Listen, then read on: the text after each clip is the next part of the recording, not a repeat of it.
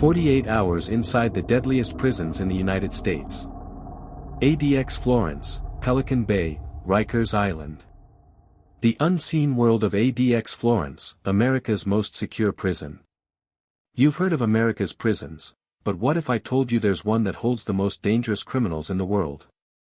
A place so secure that even the most notorious of gangsters and terrorists can't escape, not even for a moment. It's called ADX Florence, and it's known as the Alcatraz of the Rockies. This is where the criminal masterminds who once ran empires from their cells are now left to rot in isolation. There's no mercy here, no easy way out. It's as close to hell as any human being can get. But what really goes on behind those walls? Who's inside? And how does one of the deadliest prisons in the US keep its inmates under lock and key? The story starts with the construction of the supermax facility in 1994, an answer to a question no one wanted to ask. America's prison system was failing.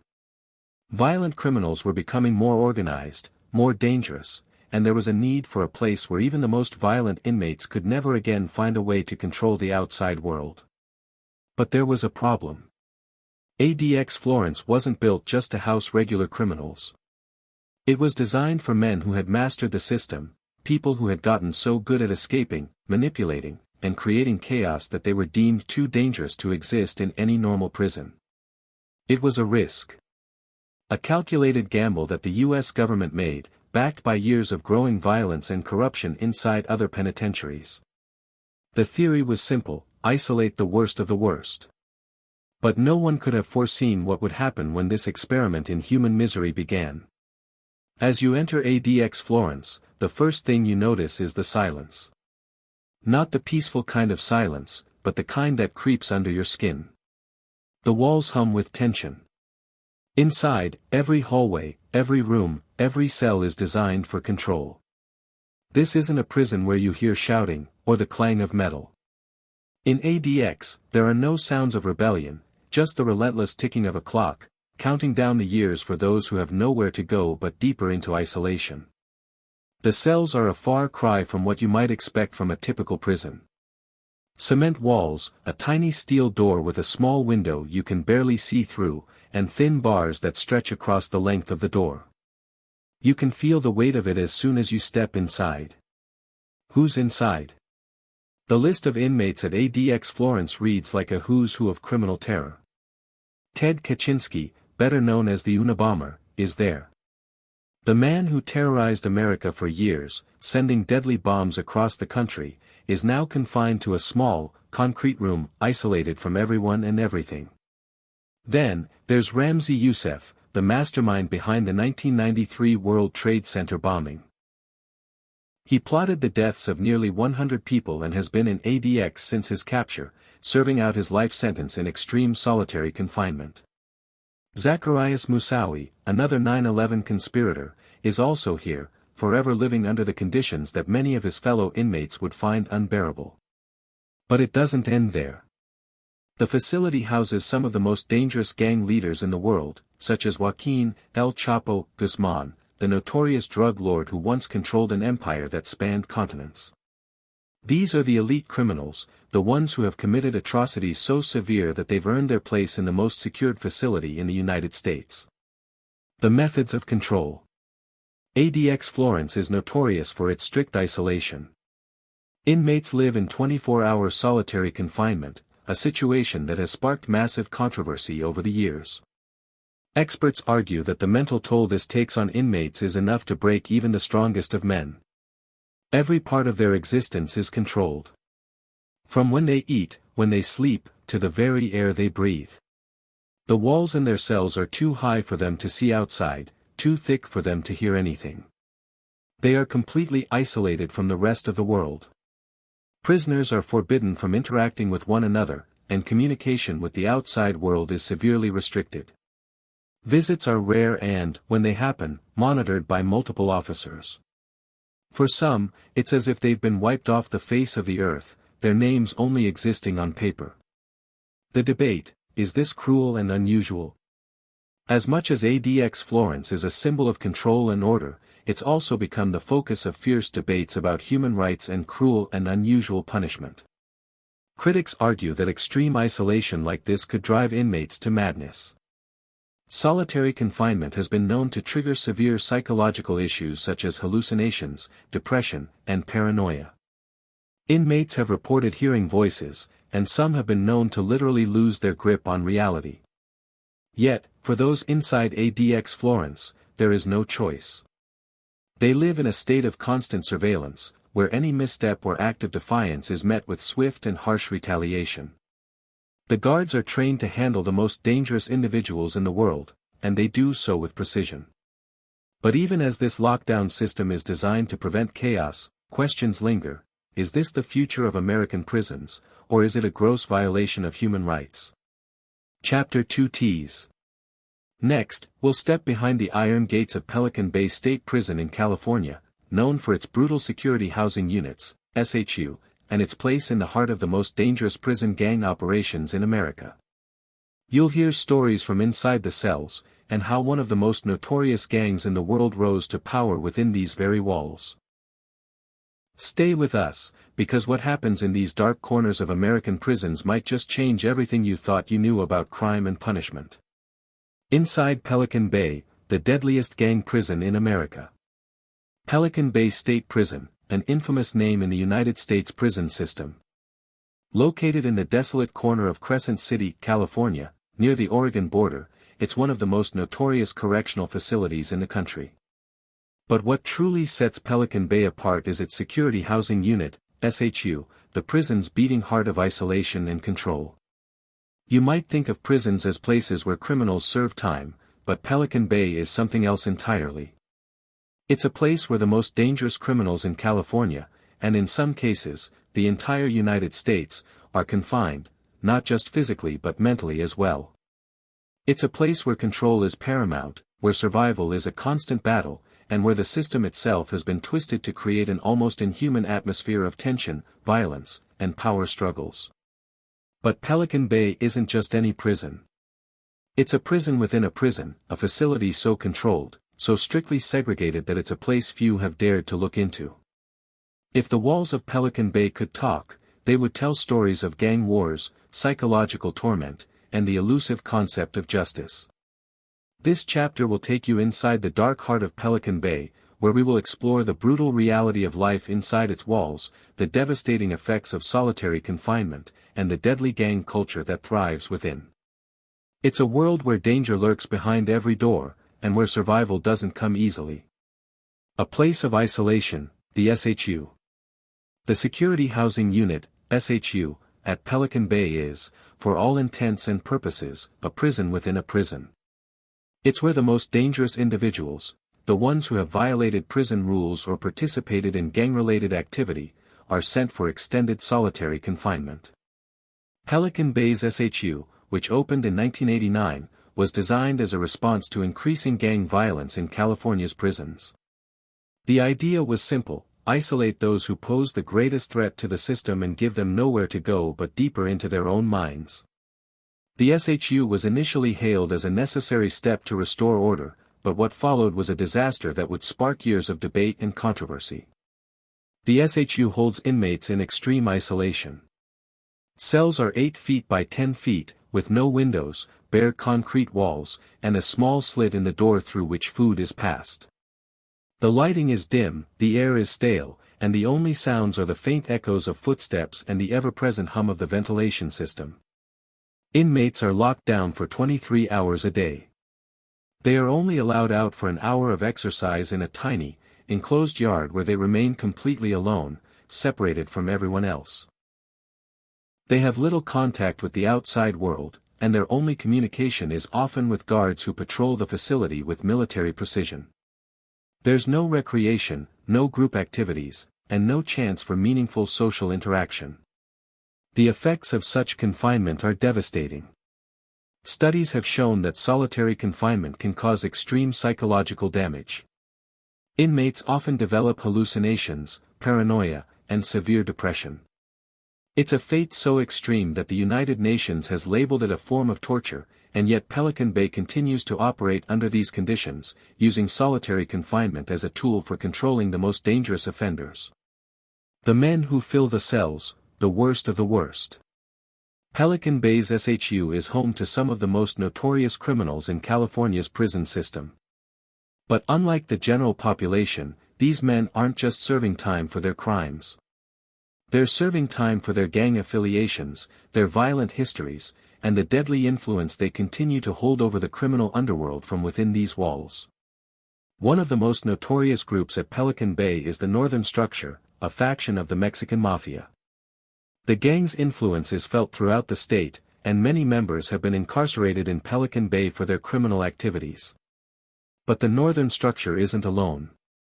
Pelican Bay houses members of the Aryan Brotherhood, the Black Guerrilla Family, and the Crips, each with its own culture, hierarchy, and ongoing battle for control inside the facility. Gang control in Pelican Bay isn't just a matter of survival, it's a matter of power. Inmates are expected to adhere to the gang rules even in solitary confinement, and the gang leaders exert their influence through coded messages, smuggled contraband, and orchestrated violent acts. The prison walls might be designed to separate these men physically, but their loyalty to their respective gangs keeps them united in ways that the prison system can't break. The violence inside Pelican Bay is not just a random series of events, it's organized, calculated, and methodical. Inmates who violate gang rules or try to escape their affiliations face brutal consequences. A whispered word or a coded message from the wrong person can lead to a shanking, a beating, or worse. Death inside Pelican Bay is a constant threat, and it comes not just from the guards but from the men who share your cell block. The role of the guards, a tense power struggle. In a place like Pelican Bay, the guards are more than just employees, they are the thin line between order and chaos. But their role is complicated. Pelican Bay guards don't just oversee the inmates, they are part of a power struggle that runs through the prison system. For many of the guards, their job at Pelican Bay is the most dangerous position they could hold in the state. They face violent threats from gang members and have to navigate a prison where every move could trigger a violent reaction. The constant tension makes Pelican Bay one of the most dangerous places to work in the U.S. prison system. But it's not just about keeping the peace. Pelican Bay's guards play a critical role in maintaining the gang structure.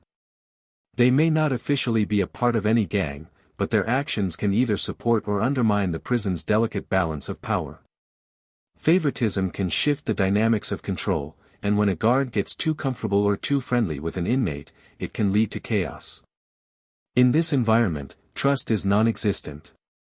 Both inmates and guards watch each other with suspicion, knowing that the slightest misstep can lead to death or retaliation. The prison riot that shook Pelican Bay. Pelican Bay's story isn't just about isolation and power struggles, it's also about moments of violence that break the uneasy silence and rattle the system. One of the most shocking incidents in the history of Pelican Bay was the 1996 prison riot that left multiple inmates dead and dozens injured. The riot began as a dispute between gang factions, but it quickly escalated into a full-scale battle. Inmates used makeshift weapons, shanks, and even guards' equipment to launch an all-out assault on each other.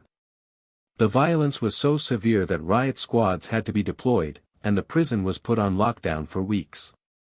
The riot was a clear reminder of the explosive potential inside Pelican Bay.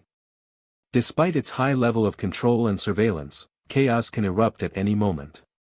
And when it does, it's a reminder that even the tightest security can't fully contain the violence of a prison designed to isolate and dominate. The mental and physical toll of life at Pelican Bay. For those inmates who live inside the SHU for years, the consequences are dire. The isolation, the lack of human contact, and the constant psychological pressure can erode a person's mental state. Pelican Bay's SHU isn't just about serving time for crimes committed, it's about surviving a mental and emotional gauntlet. There are accounts of inmates who have spent decades inside Pelican Bay, coming out broken, their minds irreparably damaged. Dehumanization is not just a concept, it's a reality. The conditions inside are so extreme that many inmates have been driven to self-harm, suicide, and psychotic breakdowns. Pelican Bay was built to punish. It was designed to break the spirit of those who have broken the law. And in many ways, it succeeds. But at what cost? As we move deeper into Pelican Bay's dark history, we'll explore how the gangs inside Pelican Bay still manage to manipulate events from behind their cell doors. But the story doesn't end there. We'll also venture into Rikers Island, a place where violence isn't just a risk, it's a daily reality. Join us as we move through these deadly prison systems, uncovering the unseen world of criminality, power, and punishment. Inside Pelican Bay, the deadliest gang prison in America. Pelican Bay State Prison. The name itself sends chills through the prison system. To understand why, we need to go deeper than the towering concrete walls and razor wire fences.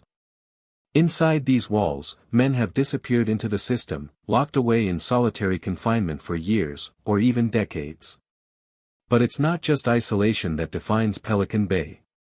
It's the culture of violence, the struggle for power, and the psychological toll that no one ever seems to fully understand, until they're trapped inside. Nestled in the remote corner of Crescent City, California, near the Oregon border, Pelican Bay was designed to house California's most dangerous criminals. But over the years, it has become a symbol of America's growing prison crisis, a place where the system's flaws are exposed, and the stakes are as high as they come. The birth of Pelican Bay and the birth of the SHU.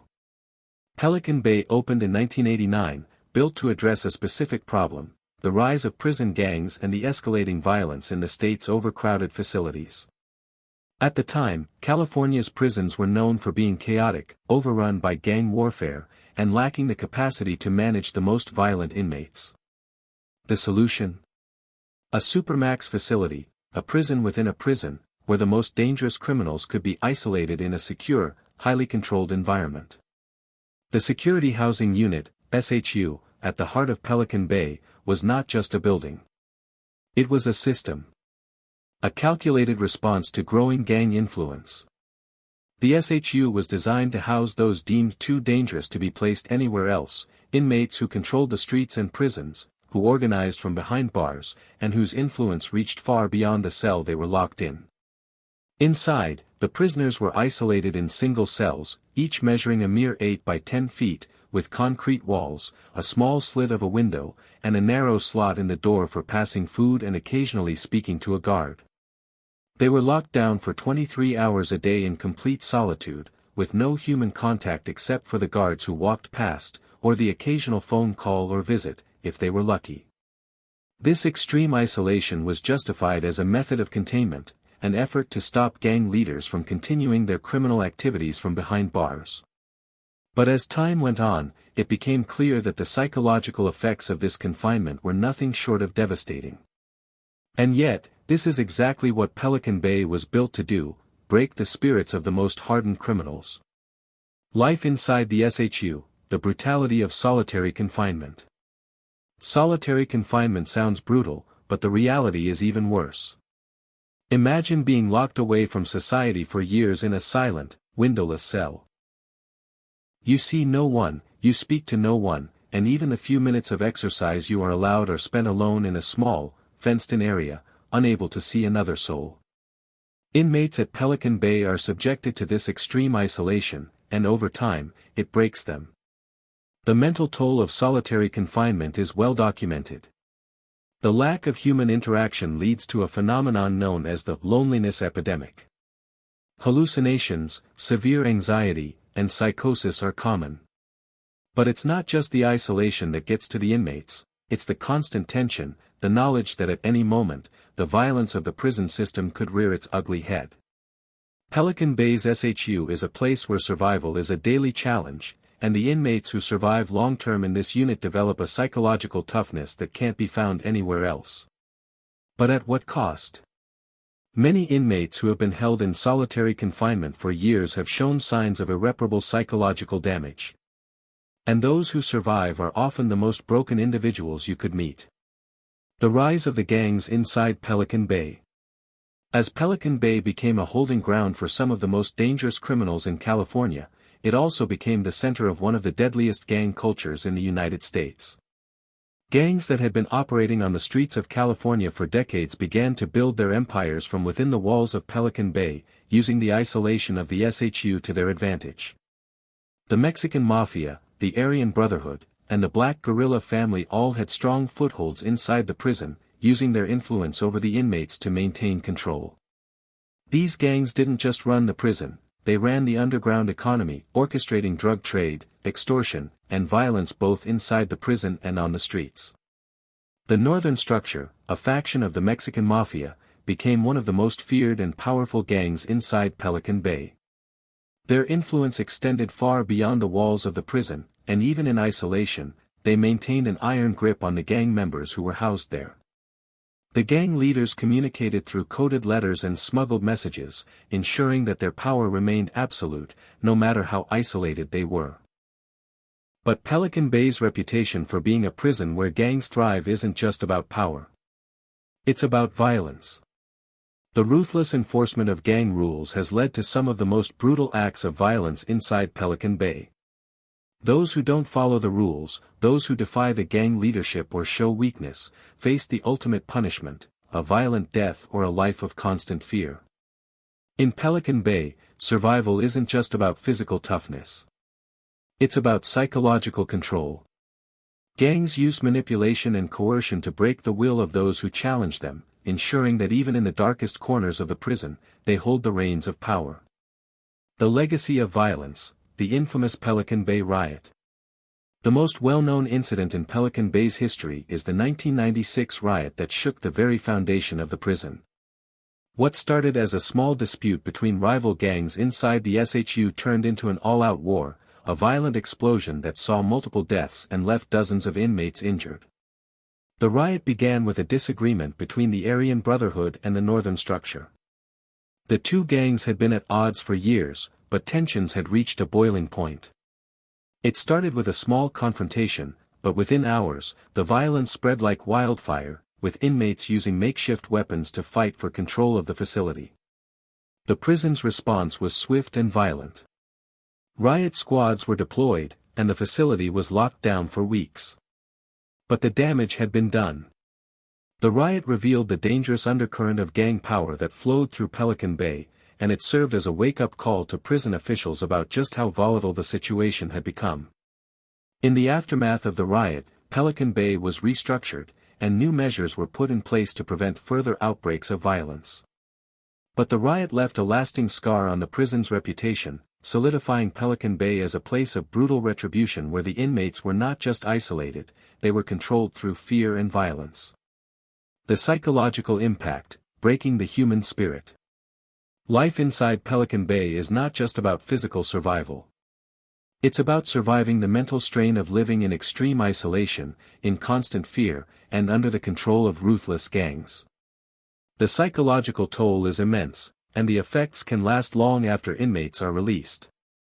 Inmates who have spent years in solitary confinement report the devastating effects it has on their minds. Some suffer from extreme paranoia, unable to trust anyone, even themselves. Others experience severe depression, losing all hope for the future. The constant fear of violence, the lack of human contact, and the psychological torment become a part of everyday life. Pelican Bay is a place of punishment, but it's also a place that punishes the mind, not just the body. The isolation is meant to break the spirit of those who have violated society's laws, but in many cases, it leaves inmates broken and unable to function in society. In the next chapter, we leave the grim isolation of Pelican Bay and head east, to the infamous Rikers Island. Known for its corruption, violence, and overcrowding, Rikers is a place where survival is a daily struggle. We'll explore how the jail has become a breeding ground for gangs, and how it's impacted not just the inmates, but also the families, guards, and society at large. Stay with us as we dive into the dangerous world of Rikers Island. Inside Rikers Island, the infamous jail of New York City. Rikers Island, the name alone evokes images of brutality, chaos, and fear. Known as one of the most dangerous and notorious jails in the United States, it stands as an unsettling symbol of America's prison system. A place where the most vulnerable prisoners are housed with the most dangerous, and where violence and corruption are often seen as a way of life. Located in the East River between the Bronx and Queens, just a short distance from the bustling streets of Manhattan, Rikers Island is the largest jail complex in New York City, and perhaps in the entire United States. The facility has long been a site of overcrowding, gang violence, and allegations of abuse. It's a place where human rights violations are frequently reported, and the idea of serving time becomes less about punishment and more about survival. Despite being the subject of countless investigations and documentaries, Rikers Island remains a crucial part of New York City's criminal justice system. Yet, for decades, the jail has been plagued by scandal and controversy, with calls for reform growing louder every year. What lies behind the gates of Rikers? Who are the people that fill its overcrowded cells, and how do they survive the toxic atmosphere of constant violence and fear? In this chapter, we'll take you inside Rikers Island, exploring its history, its current state, and the untold stories of those trapped inside its walls. We'll dive into the shocking world of gang violence, inmate abuse, and corruption that runs through the facility, and ask whether reform is possible, or whether Rikers is simply too broken to fix. The origins of Rikers Island, a history of violence and abuse. Rikers Island has a long and troubled history. The jail complex was first established in the 1930s, when it was built on an island that had previously been used for prisoners serving lesser sentences in a more traditional setting. Initially, it was meant to be a temporary housing unit, a way to alleviate the overcrowding in New York's other jails and prisons. But over time, Rikers Island became a permanent fixture of the city's penal system. By the 1950s, Rikers had become one of the largest detention facilities in the world. Its capacity was already too large for the prison staff to handle, and violence began to spiral out of control. The combination of overcrowding, inadequate staffing, and the lack of proper resources created the perfect storm for what would become a decades-long cycle of violence, corruption, and abuse. Inmates soon discovered that Rikers Island wasn't just another jail. It was a feudal system, a harsh environment where only the strongest or the most connected would survive. Gangs began to flourish, and violence became the rule, not the exception. The only way to survive on Rikers Island was to assert power over others, and the gangs did that with extreme brutality. By the 1980s, the violence had escalated. Gang wars between groups like the Bloods and the Crips spread like wildfire, while corruption and brutality among the prison guards ran rampant. Prisoner abuse was a daily occurrence, with reports of beatings and dehumanizing treatment becoming all too common. Inside the jail, the daily struggle for survival. Unlike most traditional prisons, Rikers Island is a jail, which means it holds people who are awaiting trial or serving short sentences. Many of the inmates at Rikers are not yet convicted of any crime and are simply being held for pretrial detention. This makes the atmosphere of the jail even more volatile, as many of the inmates are still awaiting their fate in the legal system. Inmates at Rikers Island face constant violence. From the moment they enter the facility, they're subjected to the harsh realities of a system where survival comes at the cost of one's dignity. The overcrowding only makes matters worse, with cells often holding 3 or more people, when they were designed to hold just 1. The sheer number of people, many of whom are young and from disadvantaged backgrounds, fuels the constant tension.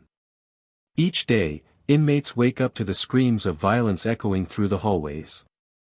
Fights break out over petty grievances, territory disputes, or the desire to gain status within the complex hierarchy of Rikers. The guards often turn a blind eye, sometimes even encouraging the violence, which makes the atmosphere even more hostile. Gang affiliations are key to survival, and joining a gang provides protection, but also demands complete loyalty, a loyalty that often comes with devastating consequences. Those who don't join a gang are often victimized, becoming targets for other inmates or for the guards. The violence that permeates Rikers Island affects everyone, regardless of their guilt or innocence. The mental toll of living in such a brutal environment is immense. Many inmates develop deep paranoia and suffer from trauma that follows them even after their release. The gangs of Rikers: power, influence, and survival. At Rikers Island, gang activity isn't just a part of the system, it controls the system. From the time an inmate enters the facility, they are expected to pick a side, and their choice determines how they will fare in the facility. The Bloods, the Crips, and the Latin Kings are just a few of the major gangs that dominate life on Rikers Island. Each gang has its own territory, its own set of rules, and its own way of maintaining power. The most violent inmates often rise to positions of leadership within these gangs, calling the shots for the rest of the population, whether they are behind bars or not. The role of the guards, a corrupt system. Rikers Island's reputation is also heavily shaped by its guards. Many of the officers who work at Rikers are known to be corrupt or negligent in their duties. It's not uncommon for guards to turn a blind eye to violence, or even actively participate in the abuse of inmates. Over the years, several investigations have exposed how prison guards abuse their power, either through physical violence or by facilitating criminal activity among the inmates. There have been numerous reports of guards smuggling drugs, extorting inmates, and even participating in gang-related activities themselves. Reports from the U.S. Department of Justice have painted a grim picture of systematic corruption and brutality inside the facility, with guards routinely assaulting inmates or allowing gang leaders to wield unchecked power. In one high-profile incident, a 2015 federal lawsuit revealed how Rikers Island guards were complicit in the violence inside, even to the extent of encouraging fights between inmates or failing to intervene when violence erupted. Guards often turned the other way as inmates were beaten within an inch of their lives, and when investigations were initiated, the culture of silence and protection kept the truth from coming out. Rikers Island riots, chaos behind bars. If you ask anyone about the worst moments in Rikers Island's history, they'll talk about the riots, the outbreaks of violence that have erupted over the years. These riots have become symbolic of everything that's wrong with the prison system: the overcrowding, the gang influence, the corruption, and the utter disregard for human life. One of the most infamous riots occurred in 2013, when a group of inmates staged a violent protest against the prison system. The violence was sparked by the frustration of being subjected to overcrowded cells and being denied basic rights like education and exercise. Inmates set fire to mattresses, broke windows, and clashed with guards, leading to a mass lockdown of the entire facility. The riot was a grim reminder of how easily Rikers can erupt into chaos when tensions reach a breaking point. Despite efforts to increase security and curb violence, riots continue to be a regular occurrence at Rikers. Even as prison reforms are discussed, the culture of violence persists, and the inmates are left to cope with a system that's broken from the inside out. In our next chapter, we'll travel west to the infamous Pelican Bay State Prison in California, a facility where the most violent criminals in the country are isolated in extreme conditions. We'll dive deep into the history and the gang control that exists within its walls, and reveal the psychological impact of living in solitary confinement for years. Stay tuned, because Pelican Bay is a place where survival is the only thing that matters, and the line between man and monster becomes impossible to define. Pelican Bay, the prison within a prison. Pelican Bay State Prison, a name that strikes fear into anyone familiar with the U.S. prison system. A place where violence, gang power, and solitary confinement collide in a way that few other prisons can replicate. Located in Crescent City, California, this maximum security facility has long been the subject of controversy, with its Security Housing Unit, SHU, becoming infamous for holding some of the most dangerous gang members and violent offenders in the country. Pelican Bay is no ordinary prison. It is a prison within a prison, designed to house those inmates so dangerous that no other facility could contain them. But while its creation was intended to separate the worst of the worst from the rest of society, the consequences of such isolation have been devastating, not just for the inmates but for the system itself. This chapter takes you deep into the heart of Pelican Bay, where we will explore the prison's history, its notorious SHU, the gang culture that thrives within, and the psychological impact of solitary confinement. We will also look at the legacy of this facility, a place where the lines between law enforcement and criminality are often blurred, and where survival is a daily struggle. The origins of Pelican Bay, a response to rising prison violence. Pelican Bay State Prison was born out of necessity. By the late 1980s, California's prison system was facing a crisis. Prisons were overcrowded, gang violence was at an all-time high, and the state's prisons were increasingly being controlled by gangs that dictated much of what happened within those walls. The need for a maximum security facility to house California's most dangerous inmates became undeniable. In 1989, Pelican Bay opened its doors. It was a state-of-the-art facility, designed specifically for the most violent and influential prisoners. The primary feature that set Pelican Bay apart from other prisons was its Security Housing Unit, SHU, a facility designed to keep the most dangerous inmates isolated from one another and from the outside world. The idea was simple: if you isolate the worst offenders in extreme conditions, you can control them and eliminate their influence over other prisoners. But Pelican Bay wasn't just designed to hold individuals, it was designed to break them. Solitary confinement, the practice of isolating inmates in small cells for 23 hours a day, became the cornerstone of Pelican Bay's operations. It was a method of control, a way to reduce the power of the gangs and cut off any potential for the inmates to organize from within their cells. The problem, however, was that this extreme isolation had consequences no one anticipated. Inside Pelican Bay, a prison of isolation. The SHU is the most notorious part of Pelican Bay. It's a place of unimaginable isolation. Inmates spend 23 hours a day in their cells, with little to no human interaction. The cells themselves are small, about 8 feet by 10 feet, with no windows to the outside world. They are designed to keep prisoners in complete isolation, ensuring that they cannot communicate with others, even through the bars of their cells.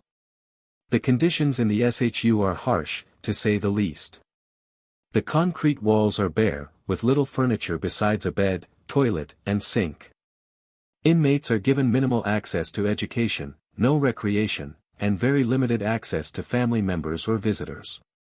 Exercise is a solitary activity, performed in a small, enclosed yard where inmates can only see the sky through a narrow overhead gate. To understand the impact of the SHU, it's important to realize that the human brain is not meant to be in solitary confinement for such extended periods. The psychological effects of such isolation are devastating. Research has shown that solitary confinement can cause severe mental health issues, including hallucinations, severe depression, anxiety, and paranoia. For many inmates, the effects of solitary confinement are so severe that they may never fully recover. For the inmates in Pelican Bay's SHU, the isolation is unrelenting. Some have been confined there for decades, cut off from the outside world and forced to face the consequences of their actions without any means of escape. This is a place where time becomes irrelevant, and psychological survival becomes the only thing that matters. The role of gang influence in Pelican Bay. While Pelican Bay was built to isolate and contain violent offenders, the prison gangs that exist within its walls have only grown stronger over time. The SHU was designed to separate gang members from one another, but it's clear that gang culture still thrives inside Pelican Bay. The Mexican Mafia, the Aryan Brotherhood, and the Black Guerrilla family are just a few of the powerful gangs that maintain control over the inmates, even in isolation. While these gangs are unable to physically interact with each other in the SHU, they still communicate through coded messages, smuggled contraband, and phone calls.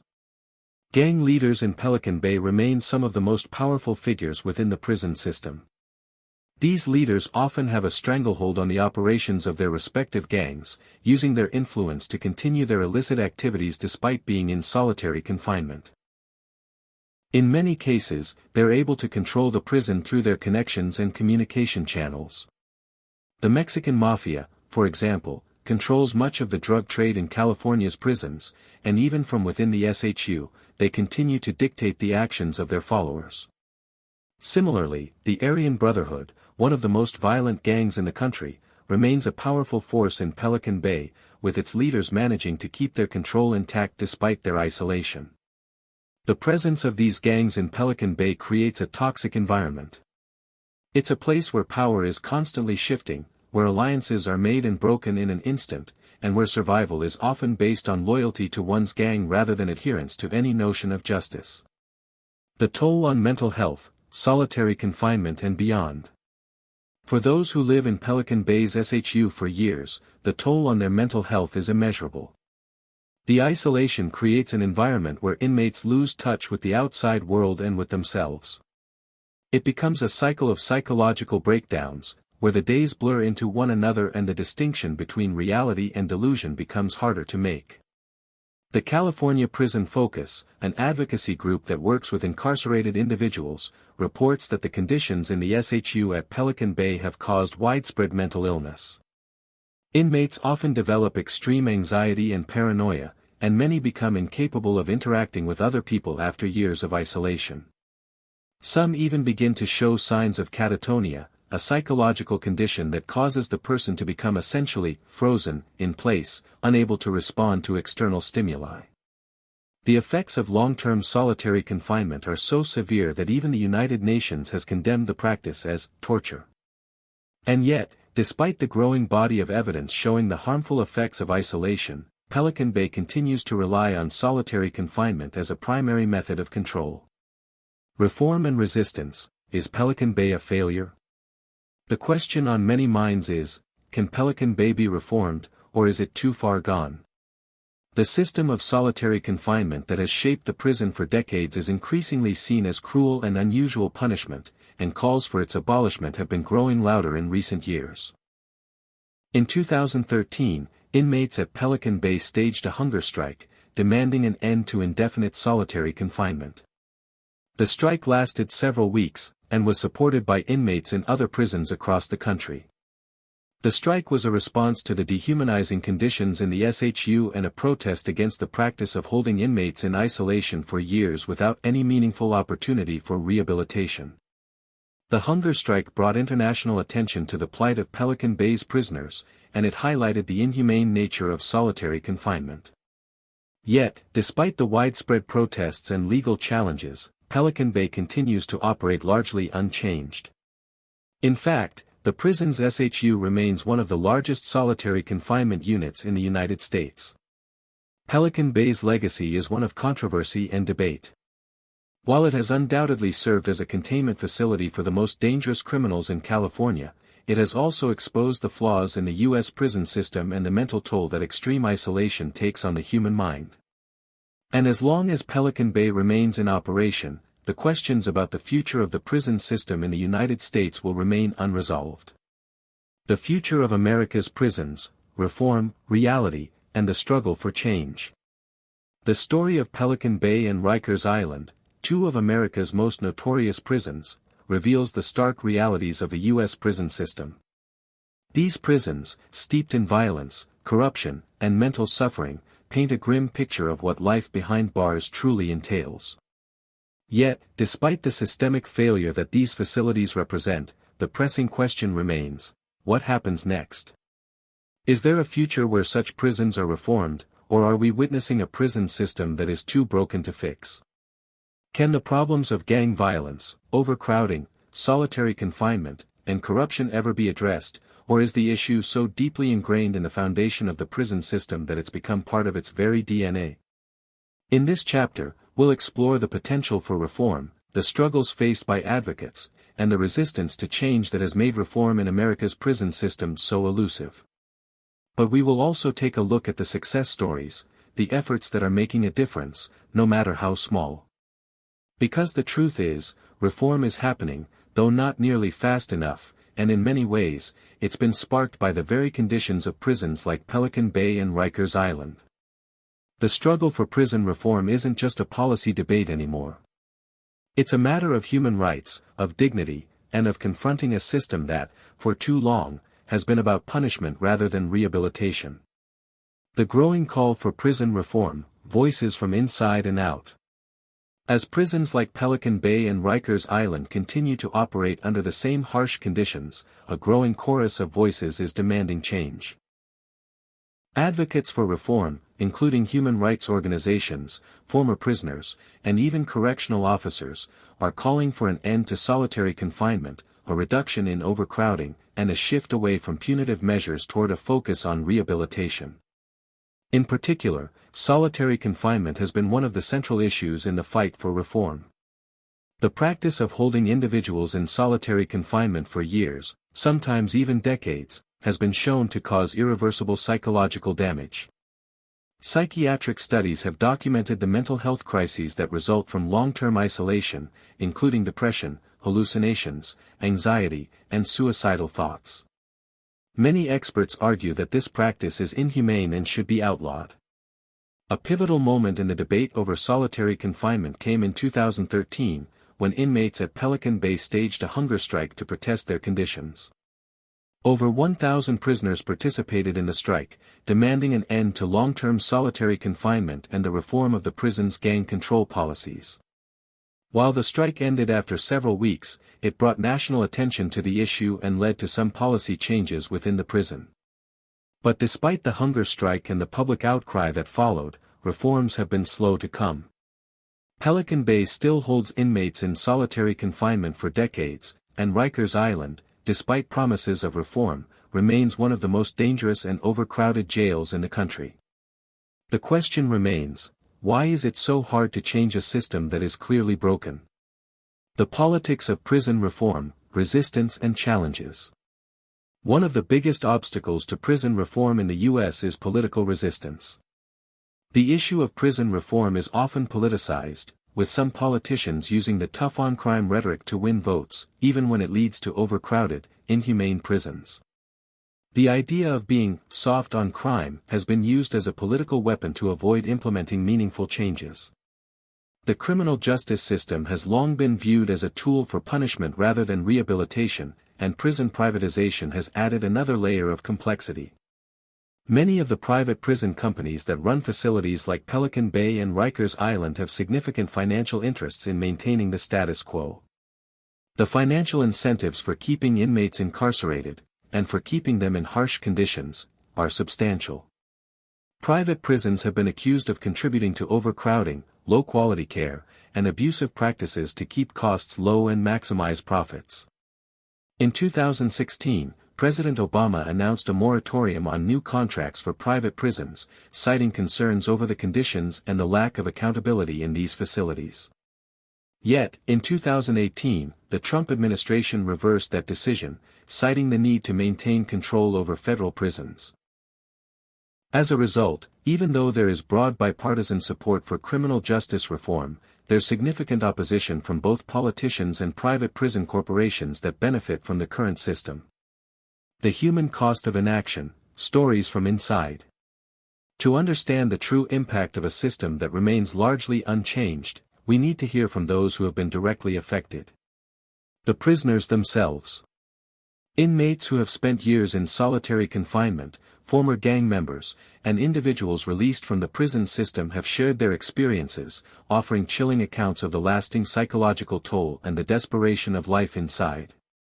Take the story of James, a man who was incarcerated at Pelican Bay for over 20 years. He was placed in the SHU for alleged gang affiliations, despite the fact that he had never been directly involved in violence. His time in solitary was marked by debilitating depression and a crushing sense of isolation. When he was finally released back into general population, he found it difficult to reintegrate into society, unable to connect with his family or hold down a job. His life was destroyed by the years he spent in isolation.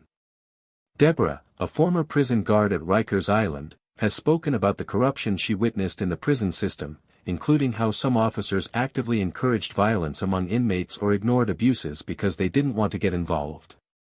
She described how many guards, seeing the hopelessness of their work, began to abuse their power over the inmates in retaliation. Prison staff, too, are often trapped in a system that is designed for violence, and many guards are overwhelmed by the power dynamics at play. Reform efforts, success stories and signs of hope. While the path to prison reform has been long and difficult, there have been notable successes in some areas. California's prison system, for example, has made progress in reducing the number of individuals placed in solitary confinement, especially after the Pelican Bay hunger strikes.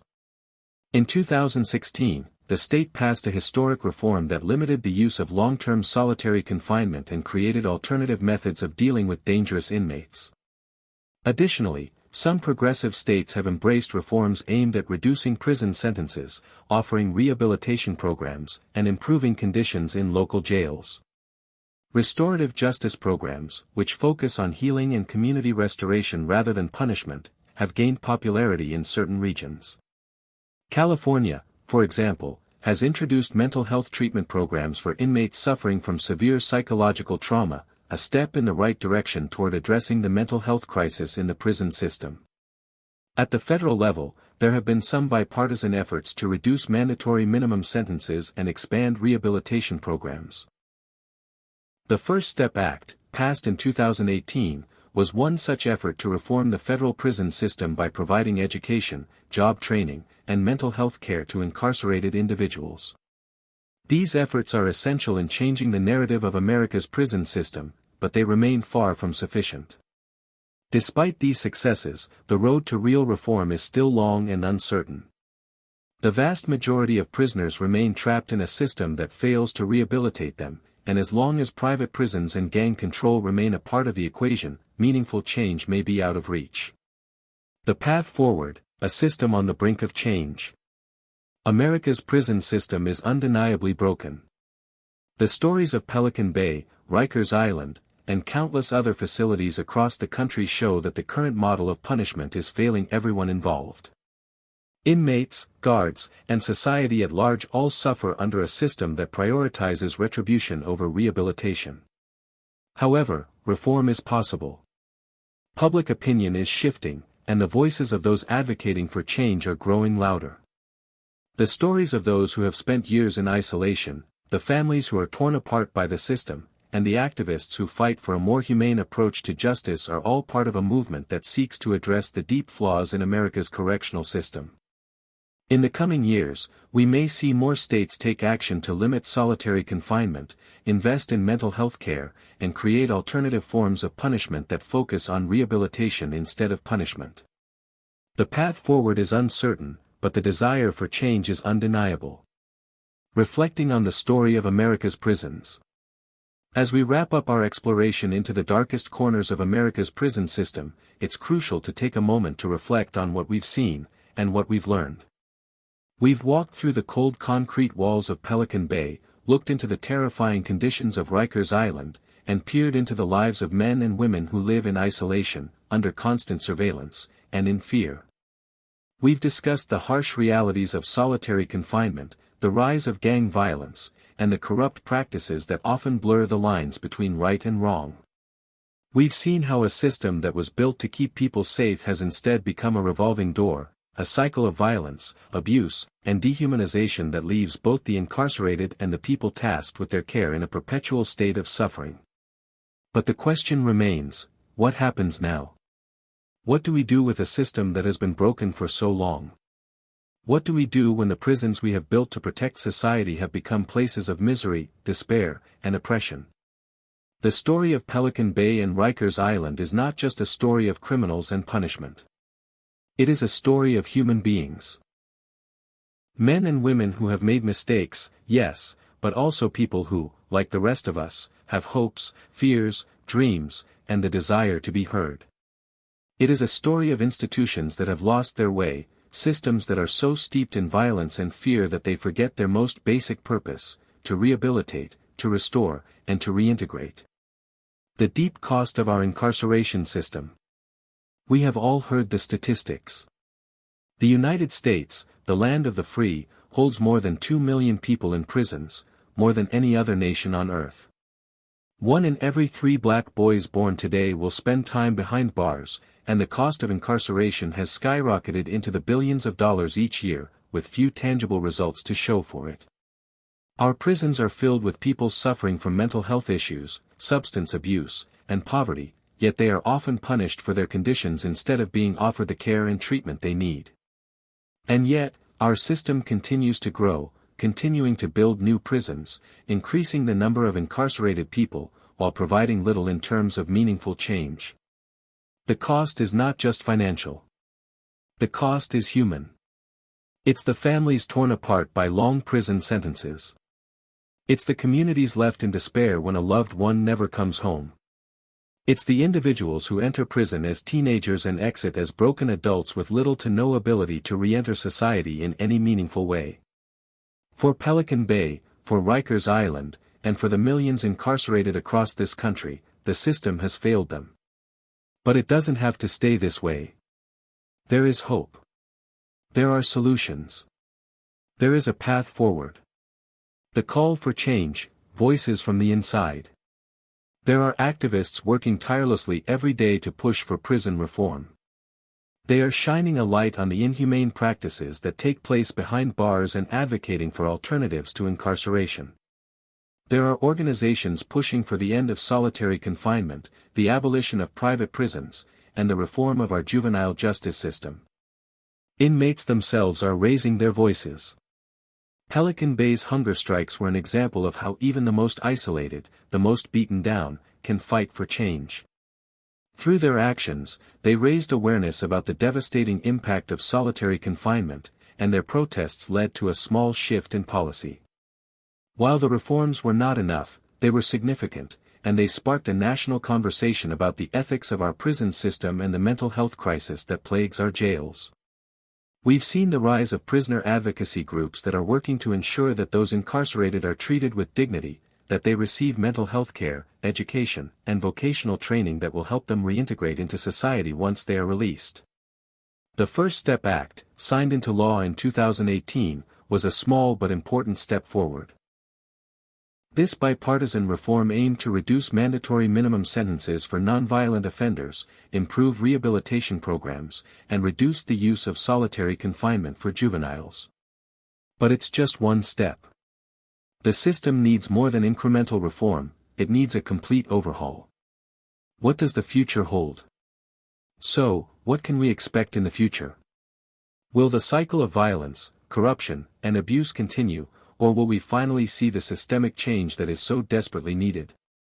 The answer isn't simple. Change is difficult, especially when the systems we've created are so entrenched in politics, profit, and institutional power. Private prisons, which are motivated by profit rather than rehabilitation, have a strong grip on the system, and political forces that benefit from maintaining the current system often stand in the way of progress. But change is possible. Public opinion is shifting, and more people are beginning to understand that mass incarceration is not the answer to America's crime problem. The stories of those inside Pelican Bay, Rikers Island, and countless other prisons across the country have helped raise awareness of the failures of the system. These stories humanize the issue and show that the problem isn't just about crime, it's about reform, compassion, and the desire for redemption. Reforming the system, what needs to change?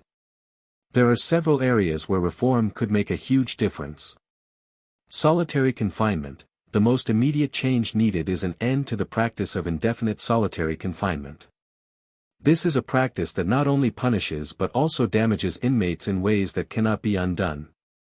It needs to be abolished or at the very least significantly reduced. Gang control, the power of gangs in prison must be addressed. Gangs shouldn't be allowed to control the lives of prisoners or dictate the terms of their survival. Programs aimed at disrupting gang influence and offering inmates the tools to succeed without resorting to violence are essential. Mental health and rehabilitation, there must be a greater focus on mental health care for inmates.